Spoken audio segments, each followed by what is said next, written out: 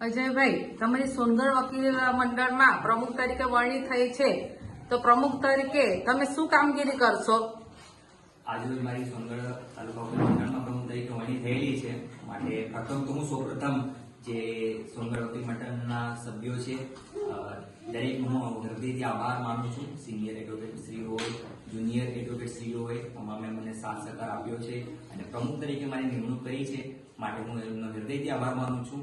તેમજ આવનારા દિવસોમાં હું પ્રમુખ તરીકેની બજાવણી એકદમ નિષ્ઠાપૂર્વક કરીશ અને જે કંઈ વકીલોના પ્રશ્ન હશે તે તમામનું નિરાકરણ લાવીશું અને તેમજ આવનારા દિવસોમાં લોક અદાલતનું પણ આયોજન થશે. તેમાં પણ સફળતાપૂર્વક આયોજન થાય, વધુમાં વધુ કેસોનો નિકાલ થાય એના વિશે વિશેષ પ્રયત્નશીલ રહીશું. તેમજ જે કંઈ વકીલો છે, અશીલો છે, એમનો પણ સારી સમન્વય જળવાય, સારી રીતે બહારની કામગીરી ચાલે, કોર્ટની કામગીરી ચાલે, એના માટે અમે સતત પ્રયત્નશીલ રહીશું. Thank you. की अध्यक्षता ईश्वर भाई गामित और राकेश भाई बधेका ने संयुक्त रूप से की। बार काउंसिल ऑफ गुजरात के दिशा निर्देशों के अनुसार चुनावी प्रक्रिया की जानकारी दी गई।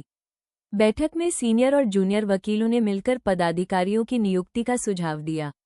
विस्तृत चर्चा के बाद सभी वकीलों की सर्वसम्मति से सोनगढ़ वकील मंडल के विभिन्न पदों पर नियुक्तियां की गईं।